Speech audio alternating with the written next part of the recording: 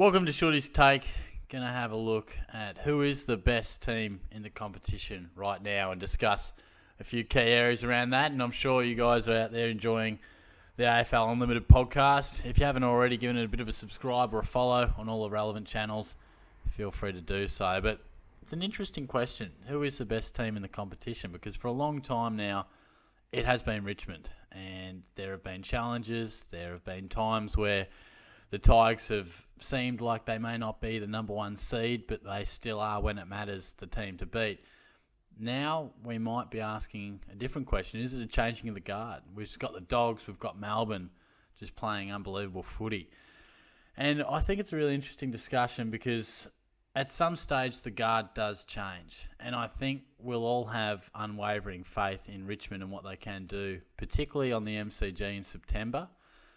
But at the moment, this is as big a sign as we've seen for some time that maybe there are some new boys on the block about to challenge the Tigers. Because for ages it's been Geelong, Port Adelaide, Brisbane, those sorts of sides, Collingwood at times, West Coast. And some of those teams will still be up there battling away. But the Dogs and Melbourne are a new gen, next generation breed that I think can clearly take it up to Richmond. Now, we saw Melbourne do it on the weekend, which is massive. And the Dogs, well, they're playing just the most watchable footy we've seen for some time. So right here, right now, we're in April. Who's the best team in the competition? I think it probably is either Melbourne or the Dogs. But that's certainly not to take anything away from what Richmond can do when the whips are cracking. And the fact is, we will still have faith in the Tigers, and there will still be, the Tigers get it done when it matters type of thinking when we do enter the finals. The big question might be, we've seen them start seasons sluggish at times and respond.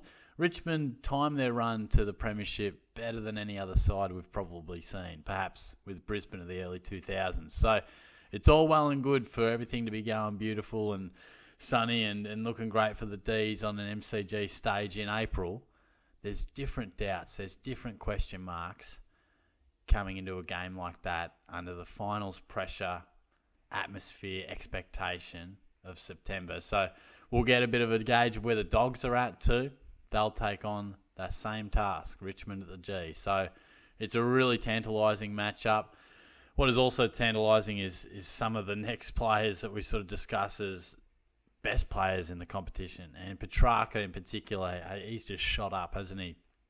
The new Dusty, they're calling him. It's doesn't take us long to get excited about someone else, does it? But Dustin Martin, I think you'll probably still find his favourite for the Brownlow. And, obviously it wasn't his night on the weekend. But Petrarca is a fantastic player.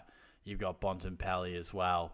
So you've sort of got the marquee superheroes from each club there. And tell you what, a bloke called Max Gawn and a fella called Jack McRae, they don't go too bad either. So I can't wait. It's great to see a changing of the guard. Has it fully changed hands just yet? We'll have to wait and see. But I don't think we ever fully believe that the guard has changed until it actually does. Until someone knocks off Roger Federer or beats Nadal on the clay, you just always feel like that dominant force is always going to get it done until they don't. So that'll be the question mark as to whether these up-and-coming sides can truly believe on the big stage of September once we get there.